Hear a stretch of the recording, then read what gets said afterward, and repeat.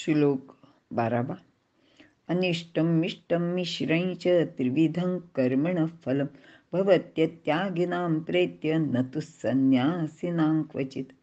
अर्थ, अनिष्ट, इष्ट व संमिश्र म्हणजे इष्ट आणि अनिष्ट असे एकत्र असे कर्माचे 3 प्रकारचे फळ कर्मफळाचा त्याग न करणाऱ्यांना मिळतेच, पण कर्मफलाचा त्याग करणाऱ्या संन्यासांना मात्र या 3ही फळांची प्राप्ती केव्हाच होत नाही असे भगवंत सांगत आहेत. विवरण: प्रत्येक कर्माचे इष्ट, अनिष्ट व मिश्र फल असते.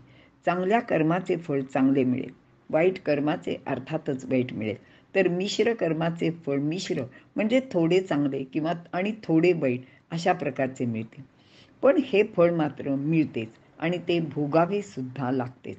यामध्ये विज्ञानाचा सिद्धांत आहे. कर्म करणे म्हणजे बळ लावणे.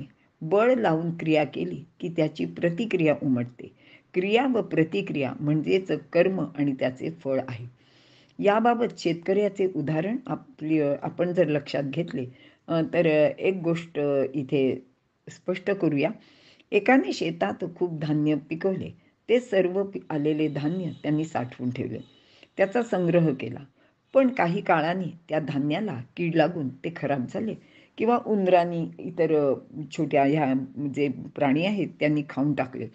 म्हणजेच स्वतःच्या उपभोगासाठी त्याने स्वार्थाने जे धान्य साठवले होते, पण त्यामुळे नुकसान झाले. कारण धान्य तर त्याला मिळाले नाही आणि धान्य वाया गेल्याचे दुःख मात्र त्याला भोगावेच लागले.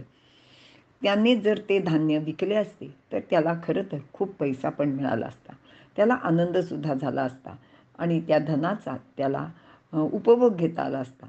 पण असे धन सुरक्षित कसे ठेवायचे याची काळजीसुद्धा त्याला लागली असती. म्हणजेच आनंद आणि चिंता अशा 2 गोष्टी त्याला एकाच वेळी भोगाव्या लागल्या असत्या. मात्र ते धान्य म्हणजे स्वतःपुरते ठेवून ते धान्य जर त्याने प्रजेच्या कल्याणासाठी गरीब लोकांना वाटले असते, जनतेची सेवा शुद्ध भावनेने केली असती, तर समाजातील लोक त्यांची काळजी घेतील. ये जनाः पर्युपासते असे 9व्या अध्यायात भगवंतांनी सांगितलेले आहे. त्याला स्वतःबद्दल कोणती चिंता करायची गरज उरली नसती. म्हणजे साठविलेले धान्य कीड लागून वाया गेल्याचे दुःख नाही. धान्य विकून आलेल्या पैशाची ते सुरक्षित ठेवण्याची काळजी करण्याचे कारण नाही आणि शिवाय स्वतःच्या योगक्षेमाची पण त्याला चिंता उरली नसती. अशा प्रकारे कर्मफलाचा विनियोग केल्यास तो सर्वांना कल्याणकारक ठरतो. आपल्याला संत दामाजींची गोष्ट माहिती आहे की दुष्काळाच्या काळात त्यांनी संपूर्ण कोठी लोकांसाठी रिक्त केली, सगळ्यांना वाटून टाकलं. अर्थातच दामाजीला शिक्षा होण्याची जेव्हा वेळ आली तेव्हा असे सांगतात की प्रत्यक्ष पांडुरंगाने विठू महाराचे रूप घेऊन त्यांच्यासाठी काम केले आणि त्या संपूर्ण धान्याची किंमत त्यांनी दरबारात अदा केली.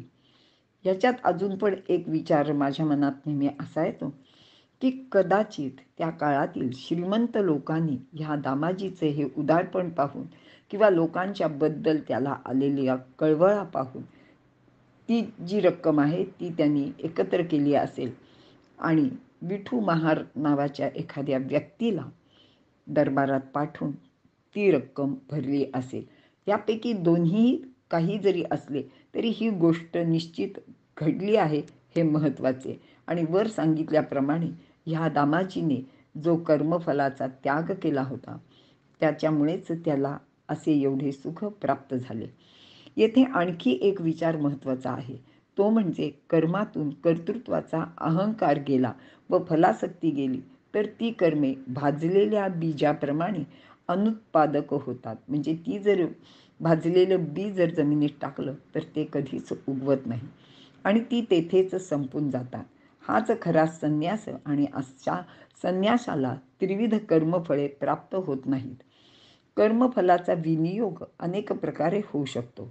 कर्मफल दान, कर्मफल त्याग, कर्मफल समर्पण, कर्मफल संन्यास यापैकी कोणतीही एक किंवा आपल्याला सोयीस्कर आणि सोपी वाटेल अशी पद्धत आपण अंमलात आणावी आणि तसे केले तर कर्त्याला मात्र शांतीचं लाभते असे भगवंत इथे सांगत आहेत. इथे आपण थांबूया.